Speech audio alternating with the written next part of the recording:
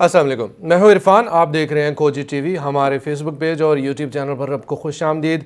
कुछ बड़ी गर्मा गर्म खबरें आपको यहां से मिलने वाली हैं। सबसे पहली खबर आप सुन लीजिए, वो ये है कि पाकिस्तान के अंदर एक इंडियन को एक इंतहाई अहम ओहदा दिए जाने वाला है और ये भी क्रेडिट जो है इस वक्त इस इम्पोर्टेड गवर्नमेंट को जा रहा है। ये कौन इंडियन है, इसको कौन सा अहम ओहदा मिलने वाला है, इसकी सारी डिटेल आपको इस व्लॉग में आपके साथ शेयर करने वाला हूँ।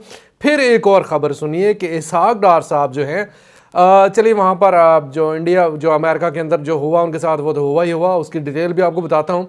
लेकिन एक बड़ा इंपॉर्टेंट मैसेज लेकर यहाँ से लंदन जाते हैं। लंदन में नवाज शरीफ से मुलाकात करते हैं। नवाज शरीफ से मुलाकात करके यहाँ का मैसेज और वहाँ की बातें, वो सारा कुछ, ये सारी चीज़ें डिस्कस करके इन तमाम को लेकर अब वो गए हैं अमेरिका। और यहाँ पर ये बता कर गए हैं कि जी वहाँ पर वो जाकर शायद कोई IMF के साथ मुज़ाकरात करेंगे और पता नहीं क्या क्या करेंगे। लेकिन IMF के साथ जो मुज़ाकरात इन्होंने करने थे, वहाँ पर जाते ही उसका पहला नतीजा जो है वो अभी मैं आपके सामने रखने वाला हूँ। लेकिन उससे पहले मैं थोड़ी सी आपके साथ बात कर लूँ आज़म सवाती साहब के हवाले से कि आज़म सवाती साहब जो हैं उनको रात को 3 बजे उठाया जाता है उनके घर से। क्यों उठाया जाता है, ये ट्वीट ज़रा मुलाहिज़ा कीजिए। ये आज़म सवाती साहब की ट्वीट है और इसमें वो क्या फरमा रहे हैं। ये आज़म सवाती साहब की ट्वीट है जी, जिसके ऊपर उनको उठाया गया है। आज़म सवाती साहब कहते हैं, mister Bajwa, congratulation to you and few with you, कि आपको मुबारक हो और उनको भी जो कि आपके साथ है। Your plan is really working and all criminals are getting free at cost of this country, कि इस मुल्क में रहने वाले तमाम वो लोग जो कि आपका प्लान जो है वो बिल्कुल काम कर रहा है और उसमें तमाम जो मुजरम हैं वो इस वक्त आज़ाद हो रहे हैं इस मुल्क की कीमत के ऊपर। With these thugs getting free you have legitimate corruption, how you predict now the future of this country. तो ये इस ट्वीट में जो आज़म सवाती साहब हैं उन्होंने जनरल बाजवा साहब का जिक्र किया, उसके ऊपर इल्ज़ामात लगाए। वही इल्ज़ामात जो कि कल एतजाज़ हसन साहब लगा चुके हैं, वही इल्ज़ामात जो कि इसहाक डार लगा चुका है, उससे भी बढ़कर नवाज शरीफ लगा चुका है, वो सारे के सारे। लेकिन यहाँ पर पाकिस्तान के अंदर 2 फ़िरके बने हुए हैं। एक वो हैं शरीफ और शरीफैन के ज़ेर साया, और दूसरे वो हैं जो इस वक्त PTI में हैं, जो आम आवाम है। वो अगर आम आवाम में से कोई इल्ज़ाम लगाती है, आम आवाम में शहबाज गिल आता है, आज़म सवाती आता है, PTI से रिलेटेड जितने भी हैं वो सारे के सारे आते हैं। लेकिन जो ख़ास हैं वो शरीफैन के ज़ेर असर आते हैं, वो शरीफैन के ज़ेर साया। आप कुछ भी कह सकते हैं, किसी भी शख्स को कह सकते हैं, जनरल बाजवा को कह सकते हैं, DGI SPR को कह सकते हैं, जनरल फैज़ हमीद को कह सकते हैं, ईच एंड एवरी पर्सन जो कि ताकतवर से ताकतवर तरीन बंदा भी है उसको भी कह सकते हैं। लेकिन आपको कुछ नहीं कहा जाएगा अगर आपके ऊपर मोहर लगी हुई है शरीफैन की, तो आपको कुछ नहीं कहा जाएगा। लेकिन इस वक्त जो मैं आपको जो सिचुएशन बताने वाला हूँ, जो एक तो मैं आपको 2 चीज़ें और बतानी है जो कि आपको मैंने स्टार्ट में जिक्र किया। एक तो जो इंडियन जो कि पाकिस्तान के अंदर एक बड़े अहम ओहदे पर लगने वाले हैं, और दूसरी चीज़ और वो ये है कि इसहाक डार साहब यहाँ से एक बड़ी इंपॉर्टेंट मैसेजेस और सारी डिस्कशन जो है वो सारी लेकर, क्योंकि इस वक्त जो है ये एक फैक्ट है और ये चीज़ जो है ये बड़ी खुलकर वाजे कर रही है कि कौन लोग इन रिकॉर्डिंग्स में मुलव्वस हैं और रिकॉर्डिंग्स क्या होती हैं। तो ये सारी की सारी इन रिकॉर्डिंग से बचने के लिए 1-to-1 मुलाकात ज़रूरी है। यहाँ पे 1-to-1 मुलाकात हुई, उसके बाद ये 1-to-1 मुलाकात, ये सारी डिस्कशन जो है वो तमाम ऑफर्स ईच एंड एवरीथिंग लेकर लंदन में जाया गया। वहाँ पर नवाज शरीफ से मुलाकात हुई, वहाँ पर ये सारी खिचड़ी पकी और अब ये सारी खिचड़ी जाकर अमेरिका में खोली जाएगी। अमेरिका पहुंचने पर इसहाक डार का किस तरह से इस्तकबाल हुआ, उनको क्या क्या गालियां पड़ी, उसके नतीजे में उन्होंने क्या एक शर्मनाक तरीन हरकत की। चलें ठीक है जी, आप कहते हैं कि ये जो लोग आए हैं जिन्होंने गालियां निकाली ये बदतहजीब है, मान लिया। लेकिन आप पढ़े लिखे हैं, आप एक सेनेटर हैं, आप पाकिस्तान को रिप्रेजेंट करते हैं। तो उन्होंने वहाँ पर एक इंतहाई घटिया इशारा किया। मैं बहुत माजरत खाऊँ, ये इशारा आपको देखना पड़ेगा। क्यों देखना पड़ेगा? क्योंकि इसलिए कि ये आपको ये जो इनका असल चेहरा जो है ये पाकिस्तान के अंदर क्या है, ये बैरून मुल्क क्या है और पाकिस्तानियों को ये क्या समझते हैं, ये पाकिस्तानियों को ये समझते हैं।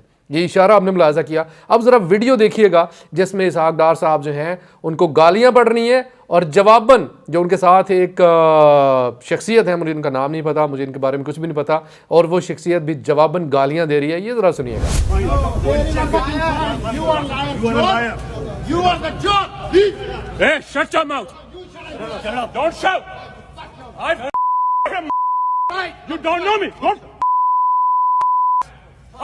Right here. How much you pay? $50?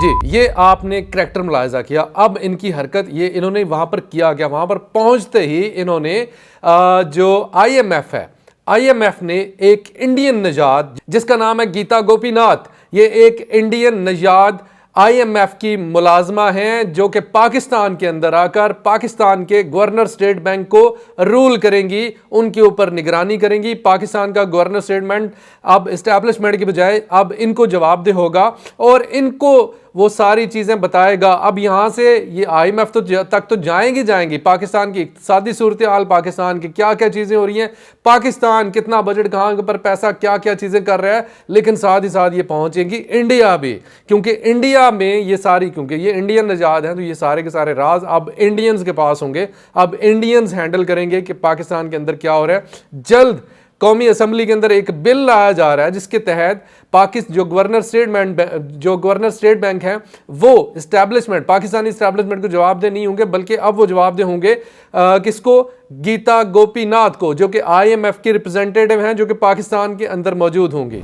ये इंपोर्टेड गवर्नमेंट इस वक्त ये सारे काम कर रही है और ये सारे काम सामने लाना ज़रूरी है, ये सारे काम आपको पता होने चाहिए। और इस वक्त इससे भी बढ़कर एक और ख़बर सुन लीजिए जाते जाते, और वो ख़बर ये है कि जो नवाज शरीफ साहब हैं उन्होंने एक और ऐलान कर दिया है। उन्होंने कहा है जी कि मैं इलेक्शन का, उन्होंने धमकी दिया बकायदा, उन्होंने कहा जी कि मैं इलेक्शन का बाइकआउट कर दूंगा। इलेक्शन का बाइकआउट क्यों करेंगे? क्योंकि उनको पता है कि जब तक ये इमरान खान को नाअहल नहीं करते, गिरफ्तार नहीं करते, उनको साइड ऑन नहीं करते, इमरान खान जब इलेक्शन में उनका मुकाबला हो जाता है इमरान खान से, तो ये किसी सूरत भी जीत नहीं सकते। इन्होंने एक अपने पांव पर खुद कुल्हाड़ी मार लिया है और यूं समझिए कि अपने ताबूत में आखिरी कील ठोंक लिया है। और वो कील कौन सा है? वो वाला एनआरओ, बल्कि एनआरओ नहीं, बल्कि इसे एनआरओ के बजाय एमआरओ कहना चाहिए, क्योंकि ये मेगा रिकॉन्सिलेशन ऑर्डिनेंस है। और एमआरओ के तहत अब शहबाज शरीफ, हमजा शहबाज, उनको मनी लॉन्ड्रिंग के केसेस से उनको बरीयत मिल गई है। तो ये इन्होंने अपने पांव पर एक और कुल्हाड़ी मार लिया है। कैसे? इन्होंने इमरान खान को एक और बयानिया दे दिया। इमरान खान को एक ऑलरेडी काफी सारे बयानिया इमरान खान के पास थे और इन्होंने एक और बयानिया दे दिया है। अब ये अवाम में जो अगर कुछ थोड़ी बहुत थी भी इनकी, तो अब वो भी खत्म हो जाएगी, क्योंकि इमरान खान इस बयानिए का इतना ढोल पीटेगा कि ये काबू नहीं आएगा।